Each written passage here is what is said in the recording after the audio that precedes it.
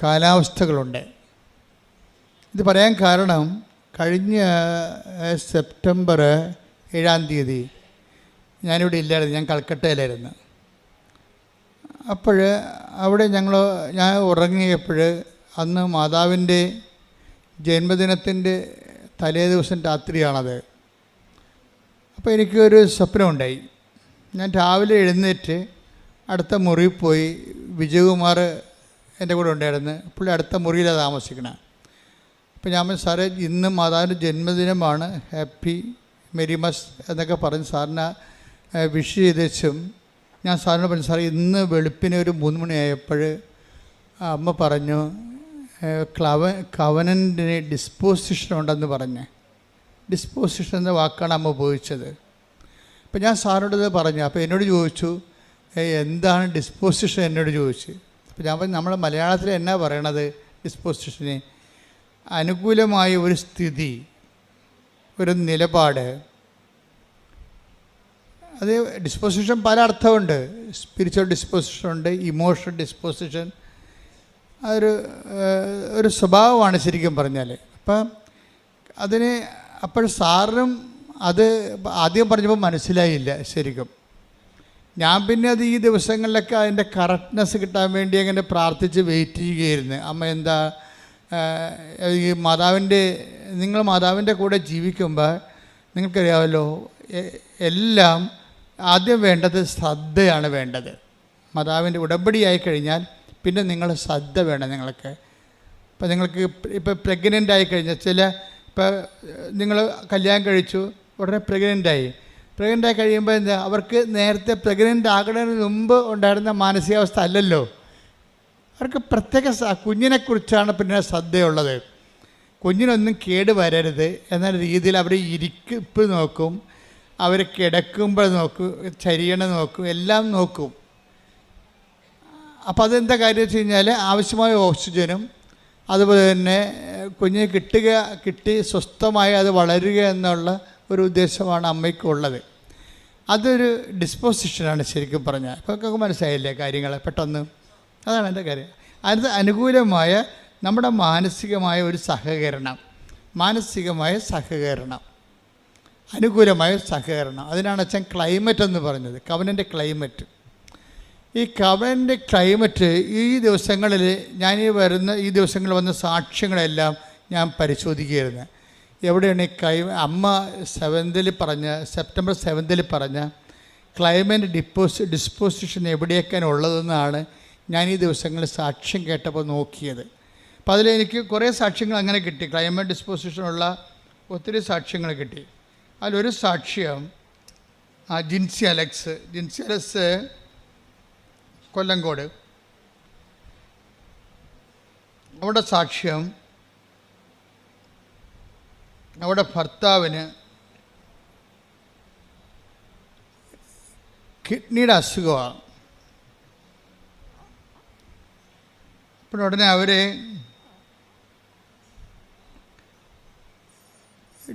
ഈ ഭർത്താവിനെ ഡയാലിസിസിന് കയറ്റുമ്പോൾ ഇവൾക്കാണെങ്കിൽ കാര്യം അവർ ചെറുപ്പമാണ്. അപ്പോൾ പെട്ടെന്നിങ്ങനെ ഒരു കിഡ്നിക്ക് അസുഖം വന്നപ്പോൾ നമ്മൾ പറയില്ലേ, പച്ചമലയാളത്തിൽ പറഞ്ഞ നിന്നിടം മറന്നു പോകണമെന്ന് പറയത്തില്ലേ. അപ്പം അങ്ങനെ ഒരവസ്ഥ ആണ് അവിടെ ഉള്ളതെല്ലാം. പക്ഷേ ഇവൾ ഈ ഉടമ്പടി എടുത്തിരിക്കും. കിഡ്നി അസുഖമാണെന്ന് കേട്ടപ്പോൾ തന്നെ വന്ന് ഉടമ്പടി എടുത്ത് കഴിയുമ്പോൾ ഒരു ഡിസ്പോസിഷൻ രൂപപ്പെട്ട് വരും. ചിലർക്ക് ഉണ്ടാകത്തില്ല. ചിലരിങ്ങനെ ഓട്ടോമാറ്റിക്കായിട്ട് വന്ന് യാന്ത്രികമായിട്ട് എടുത്തുകൊണ്ട് പോണ കാരണം അവർക്കുണ്ടാകത്തില്ല. ചിലർ ശ്രദ്ധയോടുകൂടിയാണ് എടുക്കുക. കാര്യം ഞാൻ ഉടമ്പടിയാകുമ്പോൾ അമ്മയുമായിട്ട് ഞാൻ ഉടമ്പടിയിലാണ്, ഇനിയുള്ള കാലമെല്ലാം എൻ്റെ കാര്യം അമ്മ നോക്കിക്കൊള്ളും. അതാണ് അതിൻ്റെ ഒരു മാനസികാവസ്ഥയാണത്. കാലാവസ്ഥയെന്ന് ഞാൻ പറഞ്ഞ കാര്യം മാനസിക കാലാവസ്ഥയാണ്. അപ്പം നേരത്തെ ഉണ്ടായിരുന്നതിനേക്കാൾ ഉടമ്പടി എടുക്കുന്നതിന് മുമ്പുണ്ടായിരുന്ന കാലാവസ്ഥയെക്കാളും വ്യത്യസ്തമായ കാലാവസ്ഥയാണിത്. ഇവള് വളരെ എത്ര തിരക്കാണെങ്കിലും നമ്മൾ ദൈവമായിട്ട് ഒരു ഉടമ്പടി റിലേഷൻസ് വരികയല്ലേ. അപ്പം നമുക്ക് കുറച്ച് ഉത്തരവാദിത്തമുണ്ട്. ദൈവത്തിനും കുറച്ച് ഉത്തരവാദിത്വമുണ്ട്. ദൈവത്തിൻ്റെ ഉത്തരവാദിത്വം എന്താണ്? നമ്മളെ സംരക്ഷിക്കുക, വളർത്തുക, നിലനിർത്തുകയാണ് ദൈവത്തിൻ്റെ ഉത്തരവാദിത്വം. നമ്മുടെ ഉത്തരവാദിത്വം എന്താ? ദൈവത്തിന് പ്രവർത്തിക്കാൻ പറ്റുന്ന രീതിയിൽ നമ്മളെ തന്നെ പരുവപ്പെടുത്തുകയാണ് നമ്മുടെ ഉത്തരവാദിത്വം. അപ്പോൾ ഇത് ഈ ഗ്രിൻസി വളരെ ഭംഗിയായിട്ട് ചെയ്യുന്നുണ്ട്. കാര്യം അവൾ സീരിയസ് ആയിട്ടാണ്, പ്രാർത്ഥിച്ചാണ് വന്നത് ഉടമ്പടി എടുക്കുന്നത്. പ്രാർത്ഥിച്ച് വന്നെടുത്തിട്ട് ഈ ഉടമ്പടിയോട് കൂടി ഞാനും ദൈവവും തമ്മിൽ വളരെ ഉത്തരവാദിത്വമുള്ള ഉടമസ്ഥ ബന്ധത്തിലേക്ക് വരികയാണ്. അതാണ് നമ്മൾ സാധാരണ കേവല മനുഷ്യനും ഉടമ്പടി മനുഷ്യനും തമ്മിലുള്ള വ്യത്യാസം. ഉടമ്പടിയിലെ അനുദിന ജീവിതത്തിൽ നമ്മൾ ഉത്തരവാദിത്വമുള്ള ഒരു ഉടമസ്ഥ ജീവിതത്തിലേക്ക്, ദൈവത്തിൻ്റെതാണെന്ന് നമ്മളെല്ലാവരും പറയും, നമ്മൾ ദൈവത്തിൻ്റെ മക്കളാണെന്ന് നമ്മളെല്ലാവരും പറയും. അങ്ങനെ ആർക്കും പറയാം, അതിനൊരു കുഴപ്പമില്ല. ദൈവം അല്ലെന്ന് പറയുന്നിടത്തോളം കാലം നമുക്കാണെന്ന് പറഞ്ഞുകൊണ്ടിരിക്കാം. പക്ഷേ ആ പുസ്തകത്തിലെ പശു ചില സമയത്ത് പുല്ല് തിന്നത്തില്ല. എന്താ കാര്യം? ഈ എല്ലാ കാര്യങ്ങളും സാധൂകരിക്കണം, ജസ്റ്റിഫൈ ചെയ്യണം. വിശ്വാസത്തിന് അങ്ങനെ ഒരു പ്രശ്നമുണ്ട്. വിശ്വാസം ജസ്റ്റിഫൈഡ് ആകണത് പ്രവൃത്തികളിലൂടെയാണ്. അതാണ് പ്രവൃത്തി കൂടാതെയുള്ള വിശ്വാസം. ഞാൻ വിശ്വാസിയാണെന്ന് ആർക്കും പറയാം. Take the word of God. ശ്രുതികട ഹല്ലേലൂയ. യേശുവേ നന്ദി. ഹല്ലേലൂയ ഹല്ലേലൂയ. യാക്കോബ് 2:24 മനുഷ്യൻ വിശ്വാസം കൊണ്ട് മാത്രമല്ല, പറഞ്ഞേ, മനുഷ്യൻ വിശ്വാസം കൊണ്ട് മാത്രമല്ല പ്രവൃത്തികളാലുമാണ് നീതീകരിക്കപ്പെടുന്നതെന്ന് നിങ്ങൾ അറിയുന്നു. അപ്പം വിശ്വാസം കൊണ്ട്, അതിനെ വിശ്വാസത്തെ സാധൂകരിക്കുന്നതാണ് എന്ത്? നമ്മുടെ വിശ്വാസം ആത്മാർത്ഥമാണ്. നമ്മുടെ വിശ്വാസത്തെ അത് ആത്മാർത്ഥതയുള്ളതാണെന്ന് തെളിയിക്കാൻ ആർക്കാണ് ബാധ്യത? നമുക്ക് ബാധ്യതയുണ്ട്. എപ്പോഴും ശ്രദ്ധിക്കണം. അല്ല ഞാനൊരു ക്രിസ്ത്യൻ കുടുംബത്തിൽ ജനിച്ചു, അല്ലെങ്കിൽ ഞാൻ അക്രൈസ്തവ കുടുംബത്തിൽ ജനിച്ചു, ഇപ്പോഴും ഞാൻ ഈശോയിൽ വിശ്വസിക്കണോ എന്ന് പറഞ്ഞിട്ട് കാര്യമില്ല.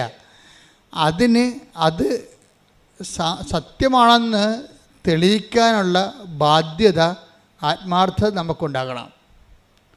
അപ്പോൾ ഇങ്ങനെ ഈ ആത്മാർത്ഥതയാണ് അതിൻ്റെ പിന്നിലുള്ള ആത്മാർത്ഥതയാണ് അതിനെ സാധൂകരിക്കുന്നത്. പ്രാർത്ഥിക്കുക, കർത്താവേ എൻ്റെ വിശ്വാസത്തെ അതിന് അനുയോജ്യമായ പ്രവർത്തനങ്ങളാൽ സാധൂകരിക്കാൻ എന്നെ സഹായിക്കണമേ. അപ്പം എല്ലാ വിഷയങ്ങളും പ്രാർത്ഥനയാണെങ്കിലും, ഇപ്പം നീ പ്രാർത്ഥിക്കണമെന്ന് വിചാരിക്കുമ്പോൾ I am so serious about this prayer എന്ന് ദൈവത്തോട് പറയാൻ വേണ്ടിയാണ് നമ്മൾ മുട്ടേന്ന് നിൽക്കണത്. അല്ലെങ്കിൽ ഇരുന്നാൽ മതിയല്ല, നമ്മൾ ഊണ് കഴിക്കാൻ വേണ്ടി ഇരിക്കുകയല്ലേ ചെയ്യണത്. അപ്പോൾ ഓരോ കാര്യത്തിനും ഓരോ ഡിസ്പോസിഷനുണ്ട്. ഓരോ കാര്യത്തിന്, എല്ലാ കാര്യത്തിനും കൂടി ഒരു രീതി അല്ലല്ലോ. ഇപ്പം നമ്മൾ ഇരുന്ന് നമ്മൾ കസേര ഇരുന്ന് ഊണ് കഴിക്കും. കസേര ഇരുന്നും ഒക്കെ പ്രാർത്ഥിക്കുകയും ചെയ്യാം, ദൈവം കേൾക്കും. കാര്യം പ്രാർത്ഥിക്കുന്നത് നമ്മളല്ലേ, മനസ്സിലല്ലേ പ്രധാനം. പക്ഷേ ഒരു ഫിസിക്കൽ ഡിസ്പോസിഷൻ അവിടെ വരും. എന്താ കാര്യം? I am so serious about this prayer, അതുകൊണ്ട് ഞാൻ മുട്ടി നിൽക്കുന്നത്. കാര്യം ഇത് പ്രാർത്ഥനയ്ക്ക് വേണ്ടി മാത്രം ഉപയോഗിക്കുന്ന പൊസിഷനാണ്. അതാ വിഷയം. പ്രാർത്ഥനയ്ക്ക് വേണ്ടി മാത്രം ഉപയോഗിക്കുന്ന പൊസിഷൻ. നമുക്ക് നടന്നൊക്കെ പ്രാർത്ഥിക്കാം. ഞാൻ രാവിലെയൊക്കെ നടന്നാണ് പ്രാർത്ഥിക്കുന്നത്. പക്ഷേ അതിൻ്റെ പ്രോപ്പർ പൊസിഷൻ എന്താണ്? മുട്ട നിൽക്കുക എന്നുള്ളതാണ്. അപ്പം അതാണ് ഒരു രീതി. അതേസമയം ഇന്ത്യൻ രീതി അനുസരിച്ച് സർവ്വസാഷ്ടാംഗമായിട്ട് വീണ് കിടക്കും. അതും ശരിയാണ്. കാര്യം എന്താണ്? അത് നമ്മൾ എല്ലാ വിഷയത്തെക്കാളും ദൈവത്തെ അംഗീകരിക്കുകയും ആരാധിക്കുകയും ചെയ്യുന്നത് സർവാംഗ സാഷ്ടാംഗം പ്രണാമം ചെയ്ത് കിടക്കും. ഞങ്ങളൊക്കെ കിടക്കും അതുപോലെ. അതിൻ്റെ കാര്യത്തിൽ കഴിഞ്ഞാൽ ഇതെല്ലാം പ്രാർത്ഥനയുടെ ഡിസ്പോസിഷനാണ്. അങ്ങനെ കിടന്ന് ഉറങ്ങിപ്പോണവരും ഉണ്ടാകും. അപ്പോൾ ഉറക്കത്തിന് നമ്മൾ കിടക്കുകയാണ് ചെയ്യണത്. പക്ഷേ പ്രാർത്ഥനയ്ക്ക് നമ്മൾ കമന്നാണ് കിടക്കണത്. കേട്ടാ, ഉറക്കം നമുക്കത് ഇങ്ങനെയൊക്കെ ചരിഞ്ഞൊക്കെ കിടക്കാം അല്ലേ. പക്ഷേ സർവ്വസാഷ്ടാംഗം വേണം കിടക്കണത് എങ്ങനെയാണ്? കമന്നാണ് കിടക്കണത്.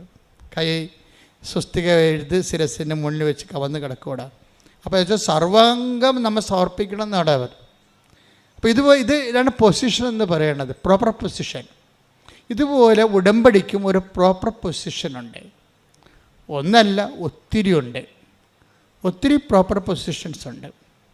ഇതിൽ അതിൻ്റെ അകത്ത് നിലപാടുകളും വരും. നിലപാടുകൾ ഓരോ വിഷയത്ത് അതിൽ സമീപനങ്ങൾ വരും. നമ്മുടെ ഒരു സമീപനം. ഇപ്പോൾ എന്ത് ഉദാഹരണത്തിന് ഇപ്പോൾ ഈ ജിൻസിയുടെ വിഷയം എന്താണ്? ജിൻസിയുടെ ഭർത്താവിന് അലക്സിനാണ് കിഡ്നി അസുഖം. ഇപ്പം ഡയാലിസിസ് നടന്നുകൊണ്ടിരിക്കുകയാണ്. ഡയാലിസിസ് നടന്നു കഴിഞ്ഞപ്പോൾ ഈ മനുഷ്യൻ, അതായത് രണ്ടുപേരും കൂടി വളരെ സന്തോഷമായിട്ട് ജീവിച്ചതാണ്, ചെറുപ്പക്കാരാണ്. പക്ഷെ പെട്ടെന്ന് അങ്ങോട്ട് കാലാവസ്ഥ മാറി വേറൊരു ലെവലിലായി. ഡയാലിസിസ് കഴിഞ്ഞോടുകൂടി ഇയാൾക്ക് എന്ത് സംഭവിക്കുന്നതിനെക്കുറിച്ച് ഇയാൾക്കൊരു ഐഡിയ ഇല്ല. ഇയാൾ തളർന്ന രീതിയിൽ ഇവളെ ഇങ്ങനെ നോക്കും. എന്താണ്, നമ്മൾ പിരിയുകയാണല്ല എന്നുള്ള അതാണ് അവസ്ഥ. ഓക്കെ, ഇങ്ങനെ നോക്കുമ്പോൾ അച്ഛൻ വന്ന് ലാസ്റ്റ് സാക്രമെൻ്റ് കൊടുക്കും, അവസാനത്തെ കൂദാശ കൊടുക്കും. അപ്പം അച്ഛൻ പോയി കഴിയുമ്പോൾ ആശുപത്രിയിൽ ബന്ധുക്കളെല്ലാം ഇവളെ കെട്ടിപ്പിടിച്ച് കരയും. ആ ഓരോ സിറ്റുവേഷൻസ് നോക്കി, ഈവൻസ് കണ്ടില്ലേ? അച്ഛൻ പോയി കഴിയുമ്പോൾ അവിടെ ഉണ്ടായിരുന്ന ബന്ധുക്കൾ, സ്വന്തപ്പെട്ടവരെല്ലാം ഈ ജിൻസിയെ കെട്ടിപ്പിടിച്ച് കരയും. എന്ന് വെച്ച് കഴിഞ്ഞാൽ അവളുടെ ഭർത്താവ് തീർന്ന് പോയി, ഈ ലോകത്തുനിന്ന് വിടപിരിഞ്ഞ രീതിയിലേക്ക് കഴിയും. പക്ഷേ ഇവള് പറയണത് ഞാൻ കരഞ്ഞില്ലെന്ന് പറയണം. അതാണ് ഡിസ്പോസിഷൻ. അതാണ് ഉടമ്പടി. ഒരു മനുഷ്യനെ എങ്ങനെയാണ് ചേഞ്ച് ചെയ്യണം നോക്കണം. ഈ വിഷയങ്ങളെല്ലാം എൻ്റെ മുമ്പിൽ നടന്നുകൊണ്ടിരിക്കുകയാണ്, പക്ഷെ ഞാൻ മാത്രം കരഞ്ഞില്ല. എന്താ കാര്യം? എനിക്കറിയാം അമ്മ ഏതെങ്കിലും നിമിഷം ഉടമ്പടി എടുത്തു കഴിഞ്ഞാൽ അമ്മയുമായിട്ട് ഉടമ്പടിയിലാണ്. അപ്പോൾ ഏതെങ്കിലും സമയത്ത് അമ്മ ഈ വിഷയം അറിയും. അച്ഛൻ വന്നതും അച്ഛൻ പോയതൊക്കെ ആദ്യം പറഞ്ഞത് ആരാണ്? അമ്മ അറിഞ്ഞിട്ടുണ്ട്. ഇത് ഇതാണ് ഡിസ്പോസിഷൻ. ഇപ്പോൾ അതൊക്കെ മനസ്സിലായില്ലേ? ഡിസ്പോസിഷൻ എന്ന് പറഞ്ഞാൽ മനസ്സിലായില്ലേ? അതൊക്കെ അതായത് ഇത്രയും നമ്മുടെ ചുറ്റും ലോകം മുഴുവനും കലങ്ങി മറിയുമ്പോഴും ഉടമ്പടി എടുത്ത ആ ദൈവ പൈതൽ ഒരു ഉടമ്പടി നിലപാടുണ്ട്. ഉടമ്പടി സമീപനത്തിലൂടെ ദൈവത്തിൽ ആഴമായി വിശ്വസിച്ച് തൻ്റെ ഈ സംഘർഷങ്ങളിടയിലുള്ള തൻ്റെ വിശ്വാസം ഏറ്റുപറച്ചിൽ അങ്ങ് അറ്റ കൈയായിട്ട് നിൽക്കുകയാണ്. കരയാതെ അങ്ങ് ദൈവത്തിൽ ആഴമായി ശരണപ്പെട്ടുകൊണ്ട് നിൽക്കുകയാണ്. പെട്ടെന്നാണ് ഈ മനുഷ്യൻ്റെ ലക്ഷണം മാറണത്. ഇവളുടെ ഇതെല്ലാം ദൈവത്തിൽ നമ്മളുടെ ഒരു നിലപാട്, സമീപനമൊക്കെ പ്രാർത്ഥനയാണ്. പ്രാർത്ഥന ചുണ്ടുകൊണ്ട് മാത്രമുള്ളതല്ല. അതായത് ഈ ഇങ്ങനെയുള്ള സംഘർഷ സമയത്തുള്ള നമ്മുടെ ഇതൊക്കെ ഒരു ഉടമ്പടി നിലപാടാണ്. എന്താ, നമ്മൾ വെറുതെ ഒരു പ്രാർത്ഥിച്ചിരിക്കുകയല്ല, നമ്മൾ ദൈവവുമായിട്ട് ഒരു ഉടമ്പടി എടുത്തിരിക്കുകയാണ്. അപ്പോൾ ദൈവവും നമ്മൾ ഈക്വൽ പാർട്ട്നേഴ്സാണ്. ഈ ഒരു വ്യവഹാരത്തിൽ, ബന്ധത്തിൽ 50-50 പാർട്ട്ണറാണ് നമ്മൾ. പകുതി നമ്മളും പകുതി ദൈവവുമാണ്. അപ്പോൾ ഒരു പൊതുവായിട്ടുള്ള പദ്ധതിയാണ് ഉടമ്പടി. ദൈവവും നമ്മളുള്ള അതിലൊരു വിഷയമാണ് ഭർത്താവിൻ്റെ ഈ കിഡ്നിയുടെ അസുഖം ഭേദമാകണത്. എന്നിട്ട് പെട്ടെന്ന് പതുക്കെ അതായത് നമ്മുടെ ഭാഗത്തു നിന്നുള്ള പേയ്മെൻറ്റ്, ഇതാണ് പേയ്മെൻറ്റ് എന്ന് പറയുന്നത്. ഇപ്പോൾ നമ്മൾ അഡ്വാൻസ് കൊടുത്താൽ മാത്രം പോലെ, ഉടമ്പടി നിങ്ങൾ എടുക്കുമ്പോൾ നിങ്ങളുടെ അഡ്വാൻസ് കൊടുക്കുകയാണ്. എന്താ കാര്യം? ഇങ്ങനെയൊക്കെ ഉള്ളതെല്ലാം ദൈവത്തിന് വേണ്ടി ചെയ്തുകൊള്ളാമെന്ന് പറഞ്ഞൊരു അഡ്വാൻസ്. പക്ഷേ ദൈവം എന്നാ ചെയ്യണമെന്ന് പറയുമ്പോൾ അതിൻ്റെ ഫുൾ എമൗണ്ട് പേ ചെയ്യാൻ പറയും. പക്ഷേ ആൾക്കാർക്കത് മനസ്സിലാകത്തില്ല. ചിലർ പറയും സാധനം കിട്ടട്ടെ എന്നിട്ട് ഞങ്ങൾ ഫുൾ എമൗണ്ട് പേ ചെയ്യാൻ പറയും. എങ്ങനെ? എന്തെങ്കിലും ഒന്ന് നടക്കട്ടെ, ജോലി കിട്ടട്ടെ, അല്ലെങ്കിൽ വിസ കിട്ടട്ടെ, അല്ലെങ്കിൽ ജപ്തി നടപടി മാറട്ടെ, എന്നിട്ട് ഞങ്ങൾ പത്രം കൊടുക്കാമെന്ന് പറയും. അതൊരു ബാർഗെയിനിങ്ങിലേക്ക് മാറും. ചില ആൾക്കാർക്ക് മണ്ടത്തരം പറഞ്ഞാൽ അങ്ങനെയാണ് ഉടമ്പടിയിൽ. എന്നുവെച്ചാൽ അവർ ഫുൾ എമൗണ്ട് പേ ചെയ്യുന്നതിന് മുമ്പ് ദൈവത്തോട് ചോദിച്ച് ദൈവം ഇങ്ങോട്ട് തന്നു കഴിഞ്ഞിട്ട് ഞങ്ങൾ ഫുൾ എമൗണ്ട് പത്രം കൊടുക്കുകയോ രോഗികളെ പോയി കാണുകയോ എന്തെങ്കിലും ചെയ്യാമെന്ന് പറയും. പക്ഷെ നടക്കത്തില്ല. നിങ്ങൾ അങ്ങനെ ഒരാളായത് കൊണ്ട് തന്നെ നിങ്ങളിങ്ങനെ ദൈവത്തിനെ കൊണ്ട് എല്ലാം ചെയ്യിച്ചതിന് ശേഷം ദൈവത്തിന് വിശ്വാസത്തിൽ എടുക്കണില്ലല്ലോ. അതാണ് പ്രശ്നം. ചില ആൾക്കാർ ഒന്നും കിട്ടിയില്ലെങ്കിലും ശരി, തനിക്ക് ചെയ്യാനുള്ളതെല്ലാം ചെയ്തു മാറ്റും, ഫുൾ എമൗണ്ട് പേ ചെയ്ത് കളയും. എന്താ കാര്യം? അവർ ദൈവത്തെ വിശ്വാസത്തിലെടുക്കുന്നു. ദൈവം എപ്പോഴായാലും ഈ വിഷയത്തിൽ ഇടപെടുമെന്ന് അവർക്ക് ആത്മാവിൽ. ഇതിനാണ് നിങ്ങളുടെ നമുക്കറിയാൻ പറ്റും ആത്മാവിലെ. അതായത് നിങ്ങൾ കുറച്ച് ക്ലിയർ ആണെങ്കിൽ ഈ സംശയത്തിൻ്റെ കാർമേഘം ഒന്നും ഇല്ലെങ്കിൽ സംശയത്തെ കാർമേഘം എന്നാണ് വിളിക്കുന്നത്. Take the word of God. യാക്കോബ് 1:6. യാക്കോബ് 1:6. സംശയിക്കാതെ വിശ്വാസത്തോടെ വേണം ചോദിക്കാൻ. സംശയിക്കുന്നവൻ കാറ്റിൽ ഇളകി മറിയുന്ന കടൽ തിരക്ക് തുല്യനാണ്. അപ്പം സംശയിക്കാതെ വേണം ഇത് വിഷയം ചെയ്യാൻ. അതായത് നിങ്ങൾ കണ്ണും പൂട്ടി അങ്ങോട്ട് ചെയ്യണം ഉടമ്പടിയിൽ. ഇപ്പം അതിൻ്റെ അർത്ഥം എന്താണ്? ദൈവത്തെ നമ്മൾ വിശ്വാസത്തിൽ എടുക്കുന്നു, അതാണ് വിഷയം. അല്ല ദൈവത്തിൽ നിന്ന് ഒരു ഇൻസ്റ്റാൾമെൻറ്റ് വരട്ടെ, ഈ കമ്പനി ശരിയാണെന്ന് നോക്കട്ടെ, ഈ ഏജൻറ്റ് നമ്മളെ പറ്റിക്കുമോ എന്ന്. നമ്മൾ വിസ ഏജൻറ്റുമാരെ എപ്പോഴും സംശയത്തോടെയല്ല നോക്കണം, ഈ കാശ് പോകുക എന്ന് ഓർത്തിട്ട്. അതുപോലെ വിസ ഏജൻറ്റുമാരെ നിങ്ങൾ നോക്കണ പോലെ ദൈവത്തെ നോക്കുന്നുണ്ട് ചില ആൾക്കാർ. അതാണ് നിങ്ങൾക്ക് കളിപ്പ് വരുന്നത്. അപ്പോൾ ദൈവത്തിന് അറിയാൻ പറ്റുമല്ലോ ഇത് സംശയമാണെന്ന്. സംശയത്തിൽ ഉടമ്പടി വർക്കൗട്ട് ചെയ്യത്തില്ല. സംശയത്തിൽ ഉടമ്പടി അത് സംശയം ഒരു നെഗറ്റീവ് ഡിസ്പോസിഷനാണ്. അത് പറഞ്ഞില്ലേ, കടൽ തിര പോലെയാണ്, ഇങ്ങനെ ഒന്നിനു പിറകെ ഒന്നായി വന്നിട്ട് അലസ്വസ്ഥപ്പെടുത്തിക്കൊണ്ടിരിക്കും. അപ്പോൾ അത് കട്ടൻഡേറ്റായിട്ട് ഇൻവെസ്റ്റ് ചെയ്യണതാണ് ഏറ്റവും നല്ലത്. പ്രാർത്ഥിക്കുക, കർത്താവായ ദൈവമേ, ഉടമ്പടി നിബന്ധനകളെ നിർബാധം നിറവേറ്റാൻ എനിക്ക് പ്രത്യേകമായ അഭിഷേകം നൽകണമേ. ശ്രുതികട ഹല്ലേലൂയ.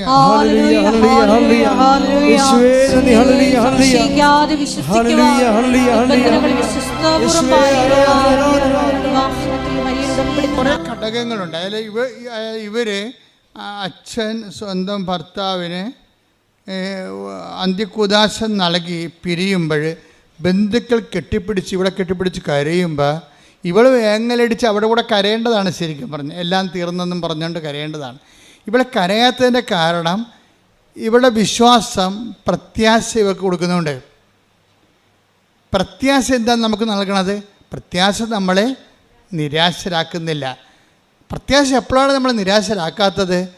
നമ്മൾ ചിന്തിക്കുന്ന പരിശുദ്ധാത്മാവിനാൽ ദൈവത്തിൻ്റെ സ്നേഹമെന്തെന്ന്. Take the word of God. റോമർ 5:5. ശ്രുതികട ഹല്ലേലൂയ. 5:5. പ്രത്യാശ നമ്മെ നിരാശരാക്കുന്നില്ല. ഒന്ന് പറഞ്ഞേ, പ്രത്യാശ നമ്മളെ നിരാശരാക്കുന്നില്ല. കാരണം നമുക്ക് നൽകപ്പെട്ടിരിക്കുന്ന പരിശുദ്ധാത്മാവിലൂടെ ദൈവത്തിന്റെ സ്നേഹം നമ്മുടെ ഹൃദയങ്ങളിലേക്ക് ചൊരിയപ്പെട്ടിരിക്കുന്നു. അപ്പൊ ഇതാണ് വിഷയം. അതായത് ഉടമ്പടി എടുക്കുമ്പോൾ ജിൻസിക്ക് ഇതിന് ഇനിയുള്ള എല്ലാ അതിജീവനങ്ങൾക്കും ആവശ്യമായ ആത്മാഭിഷേകം കിട്ടിയിട്ടുണ്ടാണ്, പരിശുദ്ധാത്മാവിനെ. അത് വെറുതെ നിൽക്കാൻ പറ്റത്തില്ല. അതായത് എല്ലാവരെയും അന്ത്യകുദാശം നൽകിയിട്ട് സ്വന്തം ഭർത്താവിന് അന്ത്യകുദാശം നൽകിക്കൊണ്ട് അച്ഛൻ പിരിയുമ്പോൾ ബന്ധുക്കളെല്ലാം ഇവളെ കെട്ടിപ്പിടിച്ച് കരയുമ്പോൾ ഇവളിങ്ങനെ വളരെ നിശ്ചയദാർഢ്യത്തോടെ നിൽക്കുന്നത് പ്രത്യാശ കൊണ്ടാണ്. എന്താ കാര്യം? ഞാൻ ഉടമ്പടി എടുത്തിട്ടുണ്ട്, എൻ്റെ ഭർത്താവിൻ്റെ ജീവിതത്തിൽ ഇത് അവസാന വാക്കല്ല, ദൈവത്തിൻ്റെതാണ് അവസാന വാക്ക്. ഇന്നല്ലെങ്കിൽ അടുത്ത നിമിഷം ദൈവം പ്രവർത്തിക്കുമെന്ന് ഇവിടെ പ്രത്യാശിക്കുന്നു. അവിടെ എന്തുകൊണ്ടാണ് പ്രത്യാശിക്കണമെന്നാണ് വചനം പറയുന്നത്. എന്താണ്? പ്രത്യാശ നമ്മളെ നിരാശരാക്കുന്നില്ല. എന്താ കാര്യം? അപ്പോൾ അത് ഉടമ്പടി എടുത്തവരും എടുക്കാത്തവരും നമ്മൾ വ്യത്യാസം കണ്ട. എടുക്കാത്തവർ കെട്ടിപ്പിടിച്ച് കരയുന്നു, ഉടമ്പടി എടുത്തവർ അവർക്ക് എന്താ കിട്ടിയിരിക്കേണ്ടത്? പ്രത്യാശ കിട്ടിയിരിക്കുകയാണ്. എന്താണ്? അവൾ പരിശുദ്ധാത്മ പറയും, നീ വിഷമിക്കേണ്ട, ഏതാനും നിമിഷങ്ങൾക്കുള്ളിൽ നിൻ്റെ ഭർത്താവിൽ നിനക്ക് ടെസ്റ്റ് തന്നതാണ്, കുറച്ച് കഴിയുമ്പോൾ ദൈവം ഈ വിഷയം ഏറ്റെടുത്താണ്, നിൻ്റെ ഭർത്താവിന് ജീവനോട് നിനക്ക് തരും എന്നുള്ള ഒരു മുന്നറിവ് പ്രത്യാശ ഇവർക്ക് നൽകിയിട്ടുണ്ട്. ഈ പ്രത്യാശ വന്ന എന്താ ഗുണം? നമുക്ക് നിരാശ എന്ന് പറഞ്ഞാൽ എന്താണ്? ഇപ്പോൾ ആൾക്കാർ പറയും നിരാശ ഉണ്ടാകാതിരിക്കുക എന്ത് ചെയ്യണം? ആശ ഉണ്ടാകാതിരുന്നാൽ മതിയെന്ന്. പണ്ട് ബുദ്ധനൊക്കെ അങ്ങനെ പറഞ്ഞുകൊണ്ടിരുന്നത്, ആശ ഉണ്ടാകാതിരുന്നാൽ മതിയെന്ന്. പക്ഷേ ബൈബിൾ പറയും, ബൈബിൾ അതിനെ ഈ അണ്ടേ കൊണ്ടേ വളം വെക്കത്തില്ല, ഡയറയുടെ റൂട്ടിലേ വളം വെക്കത്തുള്ളൂ. ബൈബിൾ എന്താ പറയണത്? പ്രത്യാശ ഉണ്ടെങ്കിൽ സ്വാഭാവികമായിട്ടും നിനക്ക് നിരാശ ഉണ്ടാകത്തില്ല. എന്തുകൊണ്ടാണ് നിനക്ക് നിരാശ ഉണ്ടാകാത്തത്? എന്താണെന്ന് വെച്ച് കഴിഞ്ഞാൽ പരിശുദ്ധാത്മാവ് നിനക്ക് അറിവ് നൽകും. അതാണ് വിഷയം. എന്താണ്? ഈ ഉടമ്പടിയോടുകൂടി നീ പരിശുദ്ധാത്മാവിൻ്റെ പ്രത്യേകമായ ഇടപെടലിനും ഇടപെടലിനും കമ്മ്യൂണിക്കേഷനിലാകുന്ന ഈ ദൈവമായിട്ട്. അപ്പോൾ ഒരു ആന്തരികമായൊരു കമ്മ്യൂണിക്കേഷൻ കിട്ടിക്കഴിഞ്ഞാൽ നിനക്ക് ആന്തരിക ഉറപ്പ് ലഭിക്കും. ഇപ്പം എല്ലാവരും കിടന്ന് വിഷമിക്കുമ്പോഴും ചില സ്നേഹബന്ധങ്ങളൊക്കെ ഉണ്ടാകുമല്ലോ. അപ്പോൾ ഒത്തിരി കല്യാണ മന്ദിരം പോണ്, അവളെ ഒന്നിനും കെട്ടണില്ല, ഒന്നിനും സമ്മതിക്കണില്ല അവൾ. അപ്പോഴേ അപ്പനും അല്ലേ അവളെ ഏറ്റവും അടുത്തറിയാവുന്നത് അവളുടെ ആങ്ങളൊക്കെ ആങ്ങളൊക്കെ മറ്റുള്ള കാര്യങ്ങളൊക്കെ അറിയാവുന്ന ആളായിരിക്കും. വന്ന് ചോദിക്കും, എടി നീ ഇങ്ങനെ നിൽക്കണത് എന്താ, നിനക്ക് വല്ല ഉറപ്പം കിട്ടിയിട്ടുണ്ടാന്ന് ചോദിക്കും. എന്ന് വെച്ച് കഴിഞ്ഞാൽ അവൾക്കല്ലേ അറിയാൻ പാടില്ല ഉറപ്പ് കിട്ടിയിട്ടുണ്ടാകുന്നത്. ഇതൊരു മറ്റു മനുഷ്യരോട് പറയാൻ പാടില്ലാത്തൊരു ഉറപ്പാണ് ദൈവവും നമ്മളും തമ്മിലുള്ള ബന്ധത്തിലുണ്ടാകുന്ന ഉറപ്പുകൾ. അതെപ്പോഴും ഇപ്പം നിങ്ങൾക്ക് മനസ്സിലായില്ലേ, ഞാൻ നിങ്ങൾക്ക് മനസ്സിലാകുന്ന ഭാഷയിലാണ് സംസാരിക്കുന്നത്. എന്ന് വെച്ച് കഴിഞ്ഞാൽ ഒരു ദൈവികമായ ആന്തരികമായ ഉറപ്പ് ഇവക്കുണ്ട്. എന്താണത്? ഇത് അവസാനമല്ല, ദൈവം ഇടപെടുമെന്ന്. ആ ഉറപ്പ് പക്ഷേ ഉടമ്പടി എടുക്കാത്തവർക്കില്ല.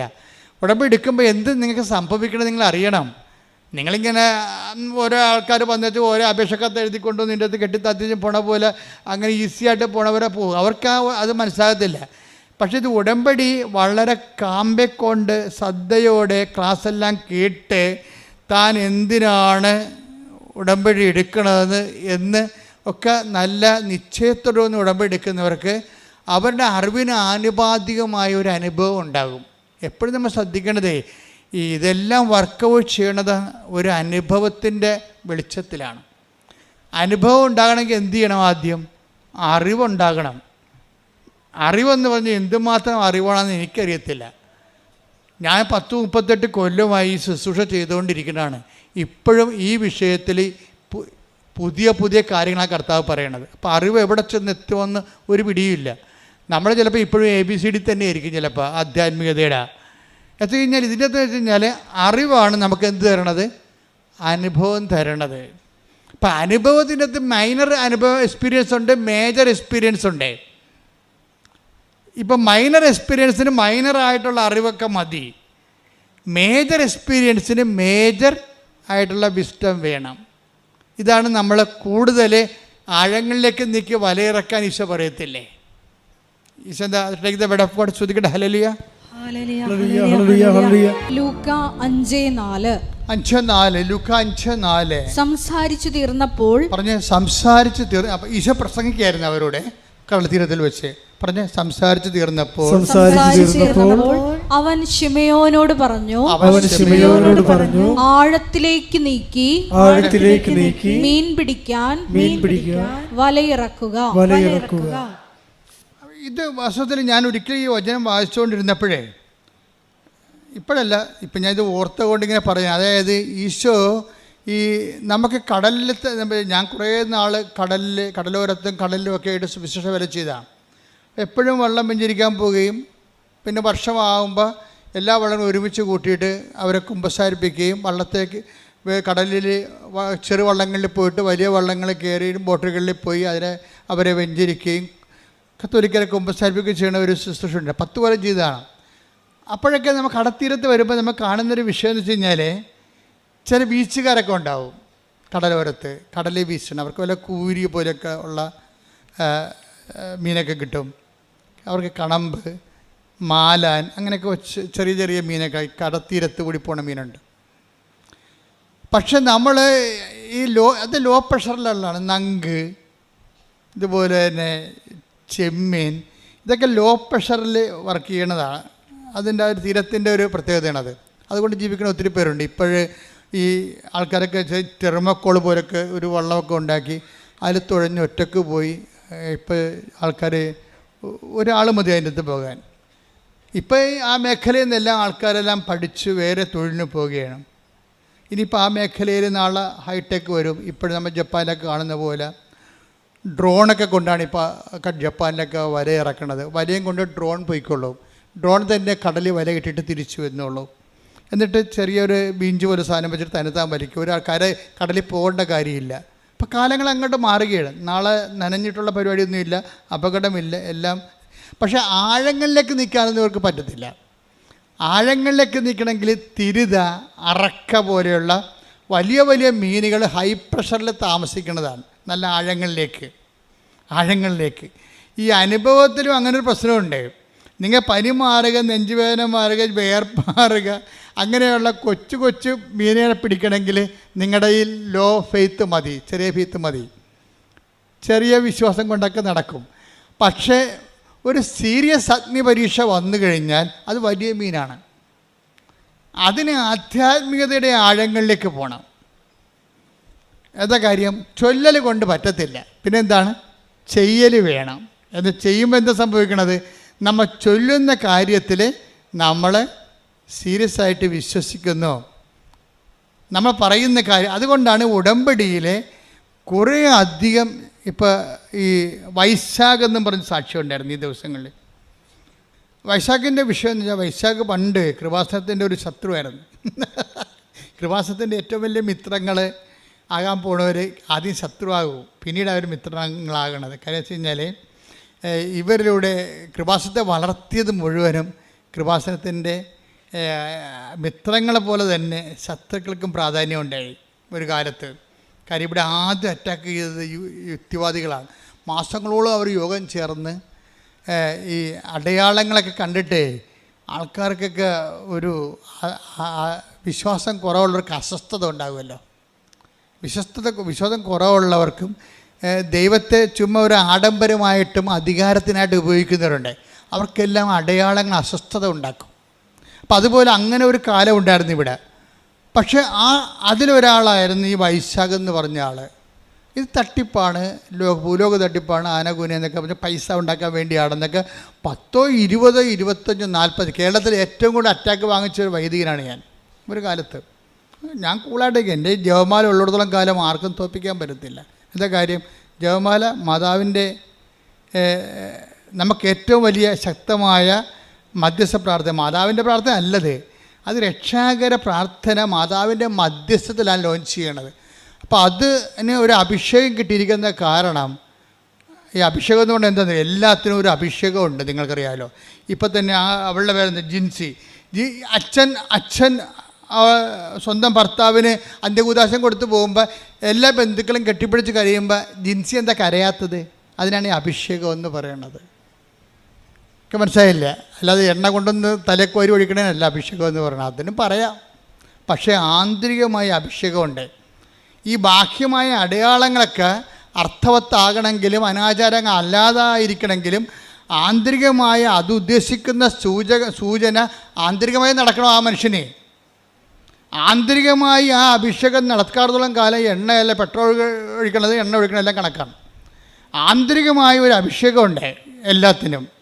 ദൈവകൃപ പ്രവർത്തിക്കുന്നത് ആന്തരികമാണ്. അതുകൊണ്ടാണ് കൃപയെക്കുറിച്ച് പറയുമ്പോൾ എന്താ പറയണത്? കർത്താവിൻ്റെ കൃപ പറഞ്ഞേ, കർത്താവിന്റെ കൃപ അവന്റെ ആത്മാവിന്റെ കൂടെ ഉണ്ടായിരിക്കട്ടെ. അവന്റെ ആത്മാവോട് കൂടെ ഉണ്ടായിരിക്കട്ടെ. അപ്പം തലയുടെ കൂടെ ഉണ്ടാകുകയല്ല, കൃപ തലയിലല്ല ഇരിക്കണത്, തലയുടെ മുകളിലും അല്ല ഇരിക്കണത്. ഗലാത്യ 6:18.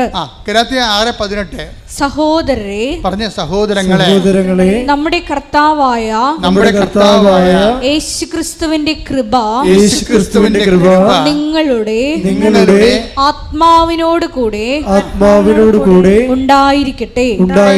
കൃപ ആത്മാവിൽ അഭിഷിക്തമാകുന്ന കൃപയുടെ സൂചനയായിട്ടാണ് നമ്മൾ ശിരസ്സിലെ അഭിഷേകം മേടിക്കണത്. അപ്പോൾ ശിരസ്സിൽ അഭിഷേകം ചെയ്തില്ലെങ്കിലും അനുദിന ജീവിതത്തിൽ സാധാരണ മനുഷ്യർക്ക് അവരുടെ ജീവിത പ്രതിസന്ധി അതിജീവിക്കാൻ ആവശ്യമായ ആന്തരികമായ കൃപ അവർക്ക് ലഭിക്കും. അതിനെയാണ് ഇൻട്രിൻസിക് അനോയിൻറ്റിങ് എന്ന് പറയണത്. അത് പരിശുദ്ധാത്മാവ് നമുക്ക് ലഭിച്ചിരിക്കുന്ന തോതനുസരിച്ചാണ് നമുക്കത് ഫീൽ ചെയ്യണത്. ഭർത്താവ് മരിച്ചു എന്നും പറഞ്ഞുകൊണ്ട് ബന്ധുക്കൾ കെട്ടിപ്പിടിച്ച് കരയുമ്പോഴും എല്ലാവർക്കും കരച്ചിൽ, ഭാര്യയ്ക്ക് മാത്രം കരച്ചിലില്ല. കാര്യം എന്താണ്? അവർക്കതിന് ആന്തരിക അഭിഷേകം കിട്ടിയിരിക്കുകയാണ്. റോമ 5:5 വെച്ചാണ്. എന്താണ്? കഷ്ടത സഹനശീലവും. പറഞ്ഞേ, കഷ്ടത സഹനശീലവും, സഹനശീലം ആത്മധൈര്യവും. ആത്മധൈര്യമാണ് അവർക്ക് കിട്ടിയിരിക്കണത്. ആത്മധൈര്യം കിട്ടിയിരിക്കുകയാണ്. അതിനാണ് ആന്തരിക അഭിഷേകം എന്ന് പറഞ്ഞത്.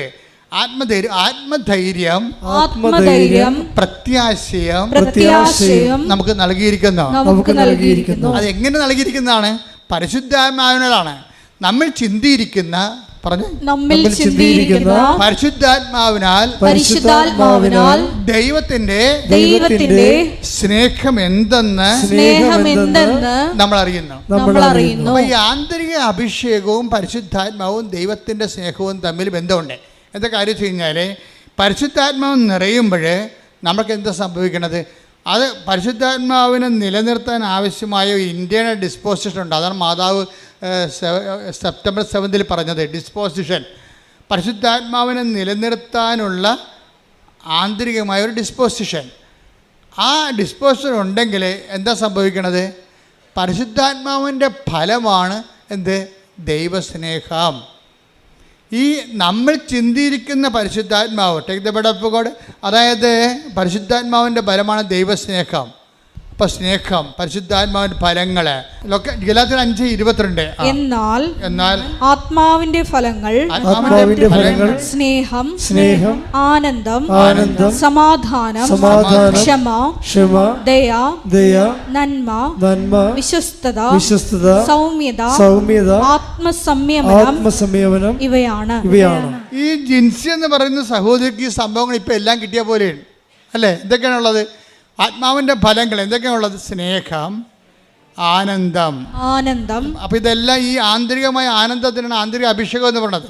സ്നേഹം, ആനന്ദം, പിന്നെന്താണ്?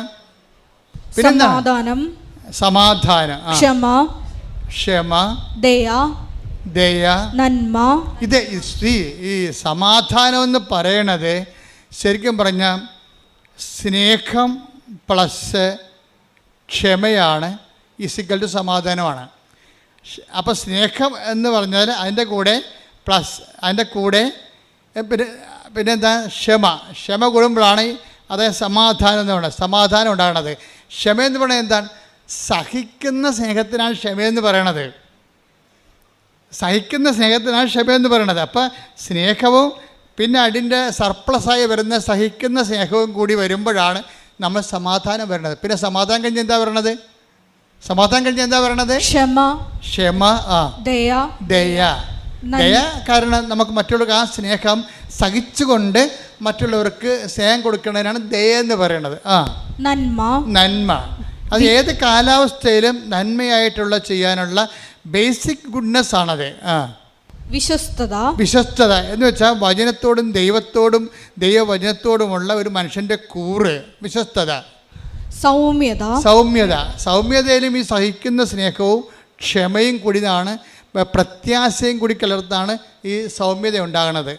സൗമ്യത ശരിയാകും. ഭർത്താവ് 4 കാലേ വീണ് കുടിച്ചുകൊണ്ട് വന്നിട്ട് നമ്മുടെ മോന്തക്ക് 2 കാച്ച് കച്ചാലും ഈ ഭാര്യ, ചില ആന്തരികമായ അഭിഷേകം കിട്ടിയ ഭാര്യമാർ പ്രാർത്ഥനയോടെ നിൽക്കും. എന്താണ്?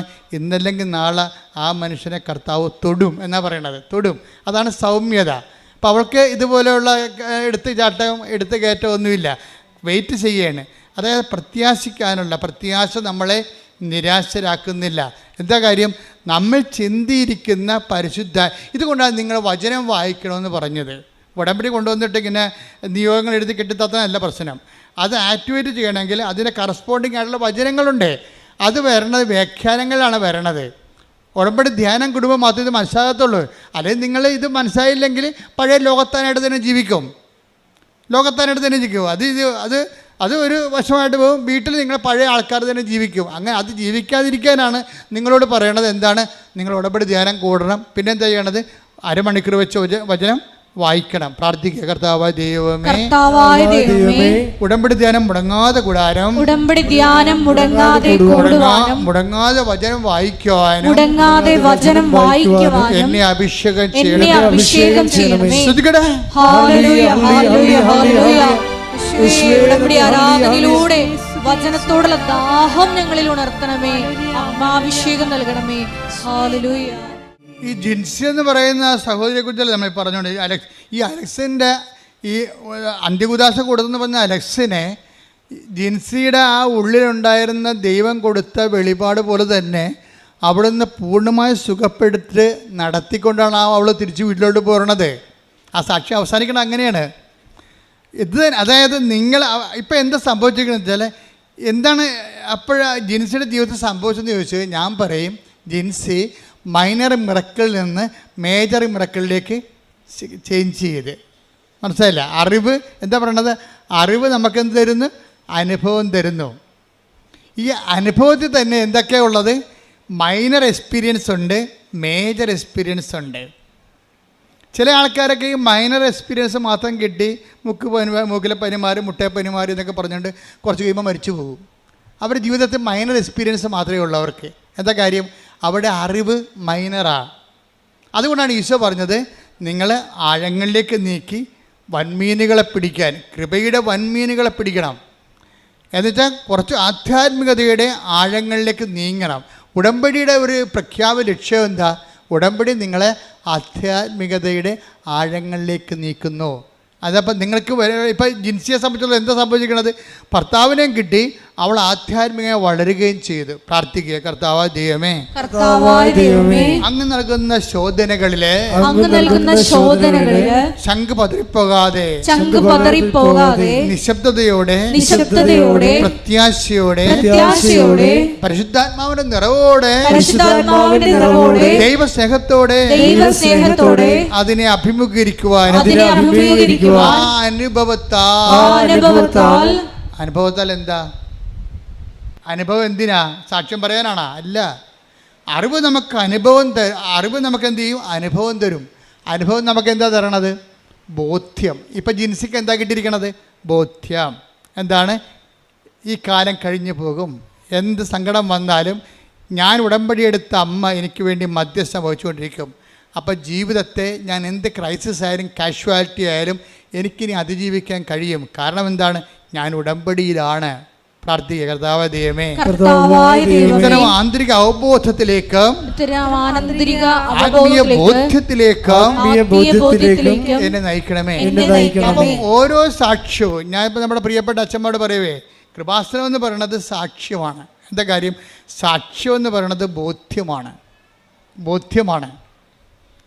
അപ്പോൾ ബോധ്യം ആൾക്കാർക്ക് എന്താ കൊണ്ട് നൽകണത്? ബോധ്യമാണ് നൽകണത്. ബോധ്യം. ഇപ്പോൾ അറിവ് അനുഭവം നൽകുന്നു, അനുഭവം നൽകും, ബോധ്യം നൽകും. ഇപ്പം ജിൻസിക്കൊരു ബോധ്യം കിട്ടിയില്ലേ? ഈ ബോധ്യം പക്ഷേ ആദ്യം ഉണ്ടായിരുന്ന വൈശാഖനില്ലായിരുന്നു. വൈശാഖ് എപ്പോഴും നോക്കിക്കൊണ്ടിരുന്ന കൃപാസനത്തെക്കുറിച്ച് മോശം വീഡിയോ ആര് പറഞ്ഞാൽ അത് നോക്കും, എന്നിട്ട് കമൻറ്റ് ചെയ്യാൻ വേണ്ടി. അന്ന് കൃപാസനത്തെക്കുറിച്ച് അദ്ദേഹത്തിന് ബോധ്യമില്ലായിരുന്നോ? അപ്പോൾ അദ്ദേഹം അന്ന് ചെയ്യണമെന്ന് വെച്ച് കഴിഞ്ഞാൽ നമുക്ക് ആരോഗ്യമുണ്ട്, നമുക്ക് ജോലി ചെയ്യാം, നമുക്ക് ബുദ്ധിയുണ്ട്, നമുക്ക് പിന്നെ അതുകൊണ്ട് അയാൾ പറയും ഞാൻ അഹങ്കാരിയായിപ്പോയെന്നാണ് പറഞ്ഞത്. വൈശാഖ് പറയുന്ന ഒരു വിഷയമുണ്ട്. അതായത് എപ്പോഴും കുഴപ്പമില്ലാത്ത ഒരു ജോലി എനിക്കുണ്ട്, അതായിരുന്നു എൻ്റെ അഹങ്കാരമെന്ന്. മനുഷ്യൻ്റെ ഏറ്റവും വലിയ പ്രോബ്ലം അതാണ്. എനിക്കും ഉണ്ടാവും, നിങ്ങൾക്കും ഉണ്ടാവും. നമ്മൾക്കുള്ള ഒരു വിഷയത്തെക്കുറിച്ച് നമ്മൾ കണ്ടൻറ്റഡ് ആയിരിക്കും, പിന്നെ അവിടെ ദൈവത്തിന് സ്പേസ് ഇല്ല. അഹങ്കാരത്തിൻ്റെ ഒരു കുഴപ്പമെന്ന് വെച്ച് കഴിഞ്ഞാൽ മുഴുവൻ ദൈവത്തിൻ്റെ സ്പേസ് അത് കൈകാര്യം ചെയ്യുമെന്നുള്ളതാണ്. ഇപ്പോൾ ഒരു മുറി മുഴുവനും മേശം കസേരയാണെങ്കിൽ നമുക്ക് അകത്തോട്ട് കിടക്കാൻ പറ്റുമോ? അതുപോലെയാണ് ഈ സംഭവം. നമ്മൾ തന്നെയായിരിക്കും അതിൻ്റെ അകത്ത് മുഴുവനും. അപ്പോൾ ദൈവത്തിന് അതിൻ്റെ അകത്ത് പ്രവേശനമില്ല. അതാണ്. അപ്പോൾ എന്ത് പറ്റുമെന്ന് വെച്ചാൽ, ഒരു പ്രാവശ്യം ഈ വൈശാഖിൻ്റെ ഭാര്യയുണ്ട് അന്ന, അവർ മിക്സഡ് മാരേജാണ്. അന്ന വൈശാഖിന് രണ്ടുപേരും ദുബായിലാണ്. അന്ന വൈശാഖിനോട് പറയും, ഇച്ചയ തൊണ്ടയ്ക്കെന്തോ കുഴപ്പമുണ്ട്, പൊടി എന്ന് പറയാം. ഈ അന്ന പറഞ്ഞാണ്, ഇച്ചയ തൊണ്ടയ്ക്കെന്തോ കുഴപ്പമുണ്ടെന്ന് തോന്നുന്നത്, തടയി നോക്കുകയും പറയും, എടി പൊടി എന്ന് പറഞ്ഞ് ഇവളത്ത് ഓടിച്ചിടും, സമ്മതിക്കത്തില്ല. അപ്പോൾ അത് പുള്ളിക്കാരൻ പറയും, അത് പുള്ളി നല്ല ഈ ജിംനേഷ്യനാണ്, നല്ല ആരോഗ്യമുള്ള ആളാണ്. അപ്പോൾ പറയും, എൻ്റെ ബോഡി ബിൽഡിങ്ങിൻ്റെ ആണ് ചിലപ്പോൾ നിങ്ങൾക്ക് തോന്നണത്, അല്ല കഥയൊന്നുമില്ലെന്ന് പറയും. പക്ഷേ 2 ആഴ്ച കഴിയുമ്പോൾ പിന്നെ അന്ന പറയും, അച്ഛാ തൊണ്ടയ്ക്ക് എന്ത് കുഴപ്പമുണ്ടല്ലോ എന്ന് പറയും. അപ്പോൾ പിന്നെ ഇവളോട് ഭയങ്കര സ്നേഹമായത് കാരണം എന്നാൽ പിന്നെ പോയി നോക്കാമെന്ന് പറയും. എന്നാൽ പിന്നെ പോയി നോക്കാമെന്ന് പറഞ്ഞ് ടെസ്റ്റ് ചെയ്ത് കഴിയുമ്പോൾ പിക്ചർ ആപ്പടെ മാറും. എന്താ കാര്യം? ഇത് തൈറോയ്ഡ് ക്യാൻസറാണ് സംഭവം. തൈറോയ്ഡ് ക്യാൻസർ ആകുമ്പോൾ പിന്നെ അവിടെ ദുബായിൽ വേണ്ടത്ര മെഡിക്കേഷൻ ഇല്ല. അവളെ നേഴ്സാണ്, അവളവിടെ നിൽക്കും. എന്നിട്ട് ഇയാളെ നാട്ടിലേക്ക് പറഞ്ഞു വിടും. നോക്കിയേ, 1 സെക്കൻഡ് കൊണ്ട് കാര്യങ്ങൾ മാറുന്നു കണ്ടില്ലേ? 1 സെക്കൻഡ് കൊണ്ട് കാര്യം മാറും. എല്ലാം ഓക്കെ ആയിരുന്നൊരു കുടുംബത്തിലാണ് പെട്ടെന്ന് കാലാവസ്ഥ മാറണം. കണ്ട, വൈശാഖ് നാട്ടിലും അന്ന ദുബൈയിലുമാണ്. പിന്നെ എന്താ ചെയ്യണത്? അപ്പോൾ ഇതൊരു ഓപ്പറേഷനിലേക്കാണ് പോണത്. നാട്ടിൽ വന്നും അത് സ്കാൻ ചെയ്തെടുത്ത് നോക്കിയപ്പോഴും അത് തൈറോയ്ഡിൽ ക്യാൻസർ തന്നെയാണ്. അതോടുകൂടി ഈ മനുഷ്യൻ അസ്തമിക്കാൻ തുടങ്ങും. വല്ലാത്ത രീതിയിൽ വിഷമവും വേദനയും, കാലാവസ്ഥ മുഴ അങ്ങനെ വലുതാകാൻ തുടങ്ങും.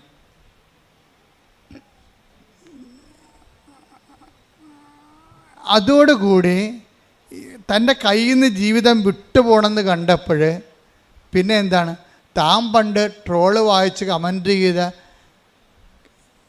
ആ സ്ഥലത്തേക്ക് ഈ മനുഷ്യൻ തിരിച്ചു വരും. ആൾ തിരിച്ചു വന്ന് കണ്ടില്ലേ, കാര്യം അവസാനത്തെ അഭയം. അപ്പോൾ എനിക്ക് മനസ്സിലായി കൃപാസനത്തിൽ വരാം. പണ്ട് ഭാര്യയുമായിട്ട് ഒന്ന് വന്നതാണ്.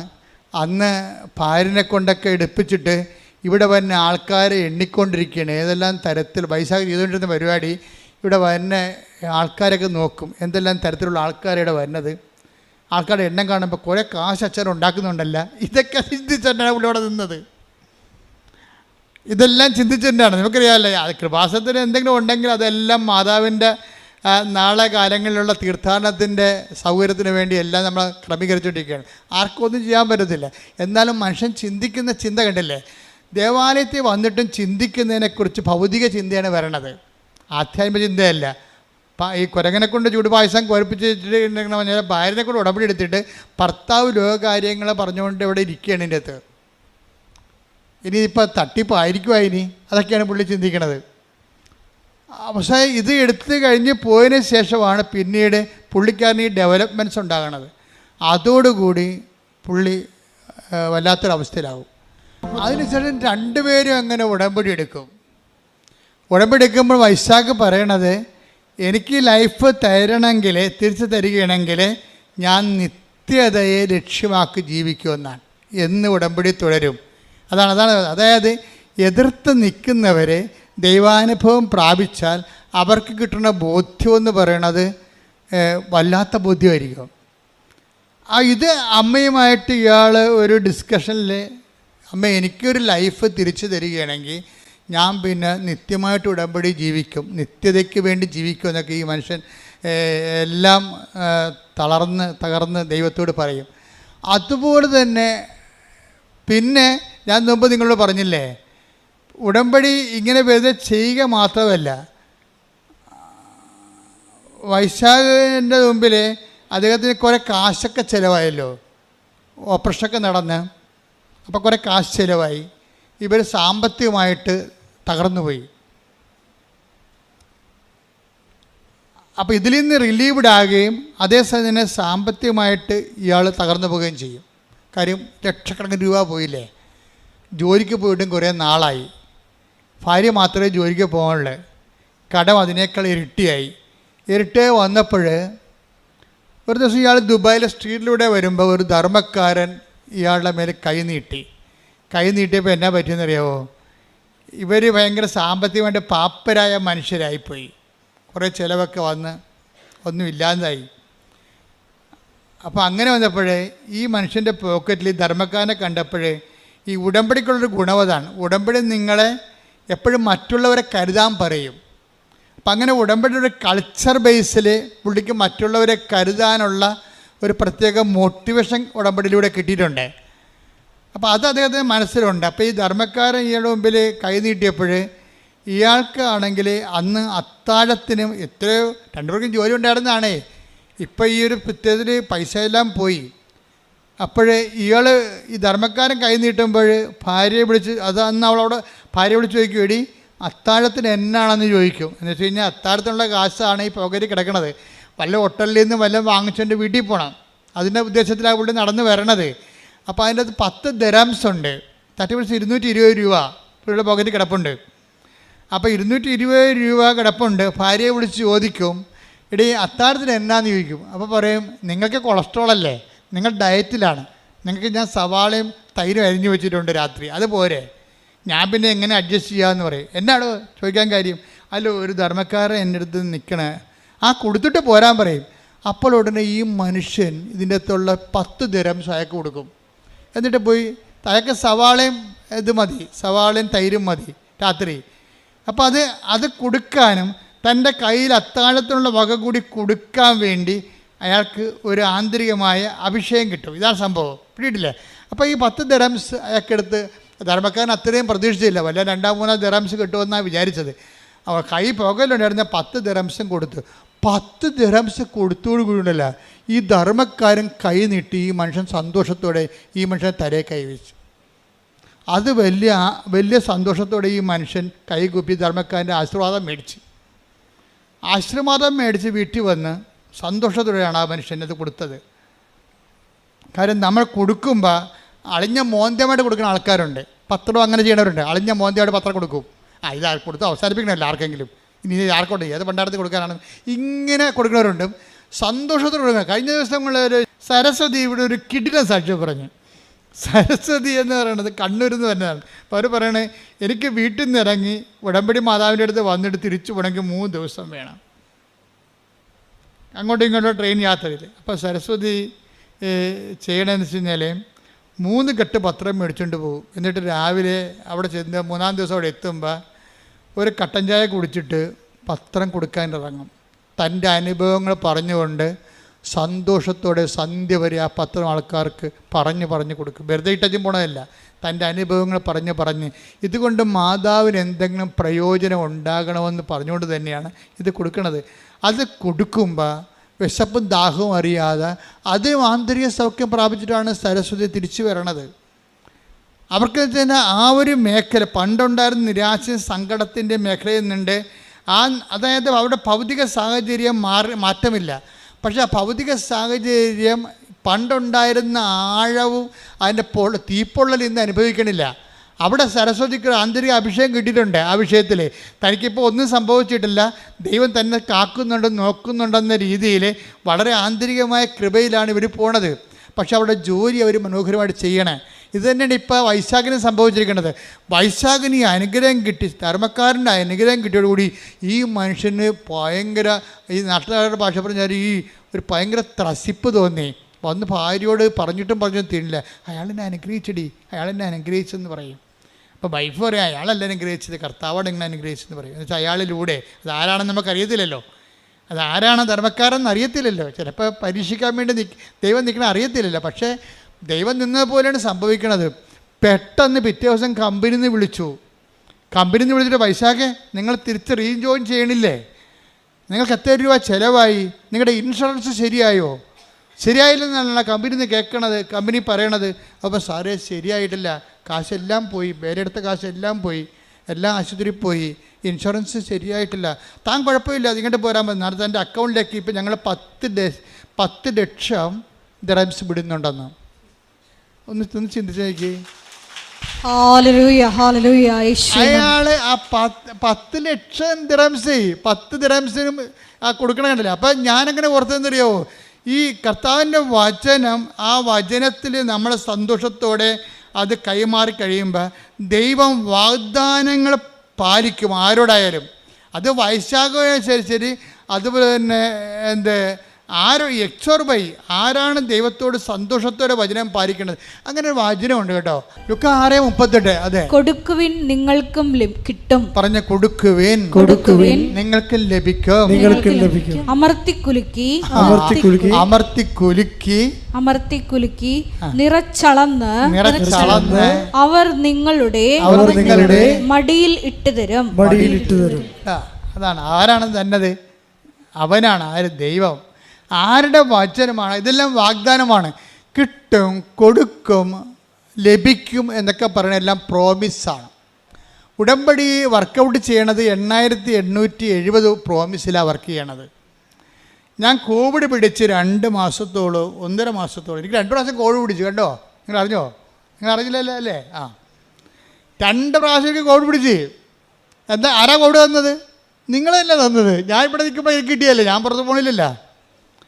പക്ഷേ എന്താ പ്രശ്നം എന്ന് വെച്ച് കഴിഞ്ഞാൽ, കോവിഡ് കാലത്തും ഞാൻ ഇവിടെ തന്നെ ഉണ്ടായിരുന്നു, ജനങ്ങളുടെ വിഷയങ്ങൾ കേട്ടോണ്ട് തന്നെ. അപ്പോൾ ഒത്തിരി പേര് വരുമ്പോൾ ആരെങ്കിലും കയറി കയ്യെ പിടിക്കുക, അല്ലെങ്കിൽ അടുത്ത് നീക്കുക തുമ്മുക ചെയ്യുമ്പോൾ അത് കിട്ടും. അതാണ് 2 പ്രാവശ്യം കിട്ടിയത്. അപ്പോൾ ആദ്യത്തെ പ്രാവശ്യം കിട്ടിയപ്പോൾ 1.5 മാസം ഞാൻ കിടന്നുപോയി. കാര്യം 1.5 മാസം ഞാനും വിജയകുമാർ മാത്രം എൻ്റെ കയ്യിലും ഉണ്ട്. അപ്പം ഞാനിങ്ങനെ അദ്ദേഹത്തിൻ്റെ ഹോട്ടലിൽ കിടക്കുകയാണ് ഒറ്റയ്ക്ക്. അപ്പോൾ എന്നെ നോക്കിയത് മുഴുവനും നാഫർ എന്ന് പറഞ്ഞൊരു മുസ്ലിം സഹോദരനാണ്. അയാളാണെങ്കിൽ എൻ്റെ പൾസും എൻ്റെ ശ്വാസവും നോക്കാൻ വേണ്ടി വട്ടം കിടക്കുകയാണ് അവിടെ. കഴിഞ്ഞ ദിവസം ഇവിടെ വന്നിട്ടുണ്ടായിരുന്നു. എനിക്ക് ഭയങ്കര ഇഷ്ടപ്പെട്ട അയാളെ കണ്ടപ്പോൾ ഇവിടെ വന്നിട്ടുണ്ടായിരുന്നു എന്നെ കാണാൻ വേണ്ടി. അന്ന് 1.5 മാസം രാത്രി എനിക്ക് എന്തെങ്കിലും സംഭവിക്കുക, ശ്വാസം കിട്ടാത്ത ദിവസങ്ങളായിരുന്നു അത്. അപ്പോൾ എൻ്റെ മേലിൽ ജവമാല ഉണ്ടായിരുന്നു. അപ്പോൾ ഈ നാഫർ അടുത്ത് കിടക്കുകയാണ് വട്ടം. എന്നിട്ട് ഞാൻ എന്തെങ്കിലും ഒരു പന്തി കഴി കണ്ട അപ്പോൾ പുള്ളിക്ക് അകത്തോട്ട് വരാൻ വേണ്ടി പുള്ളി പുറത്ത് കിടക്കുകയാണ്. അപ്പോൾ ഞാൻ ഓർക്കണേ, ഞാൻ എൻ്റെ ജീവിതത്തിൽ ഒരിക്കലും കാണാത്തൊരു മനുഷ്യനാണ്. ഈ ഒരു കാലഘട്ടത്തിൽ എൻ്റെ ബന്ധുക്കളല്ല, സ്വന്തപ്പെട്ടുള്ള സഹപ്രവർത്തകരല്ല, ആരുമല്ല. ഇത് നിങ്ങൾ ഓർക്കണം. എന്താ പ്രശ്നം വെച്ച് കഴിഞ്ഞാൽ, നിങ്ങൾ ഓരോരുത്തരെയും താങ്ങണതും തലോടണമെല്ലാം നാളെ നിങ്ങൾക്ക് അവർ പ്രയോജനപ്പെടുമെന്നുള്ള ഉദ്ദേശത്തിലാണ്. പക്ഷെ നിങ്ങൾ താങ്ങേണ്ടതും തലോടേണ്ടതും ദൈവത്തെ മാത്രമാണ്. എവിടെയെങ്കിലും നിങ്ങൾക്ക് അറ്റാച്ച്മെൻ്റ് ഉണ്ടെങ്കിൽ ആ അറ്റാച്ച്മെൻ്റ് വെച്ചായിരിക്കും നിങ്ങൾക്ക് പണി കിട്ടാൻ പോണത്. പക്ഷേ ദൈവത്തോട് മാത്രം അറ്റാച്ച്മെൻ്റ് ഉണ്ടെങ്കിൽ നമ്മളുടെ യഥാർത്ഥ സമയത്ത് ദൈവമാണ് ആളെ ദൂത വിടണത്. ഞാൻ നിനക്ക് മുമ്പേ എൻ്റെ ദൂതനെ അയക്കും. ശ്രുതികട ഹല്ലേലൂയ. Take the word of God. ഹല്ലേലൂയ ഹല്ലേലൂയ ഹല്ലേലൂയ ഹല്ലേലൂയ ഹല്ലേലൂയ. യേശുവേ സ്തുതി. ഹല്ലേലൂയ ഹല്ലേലൂയ ഹല്ലേലൂയ. യേശുവേ സ്തുതി. ഹല്ലേലൂയ ഹല്ലേലൂയ ഹല്ലേലൂയ ഹല്ലേലൂയ.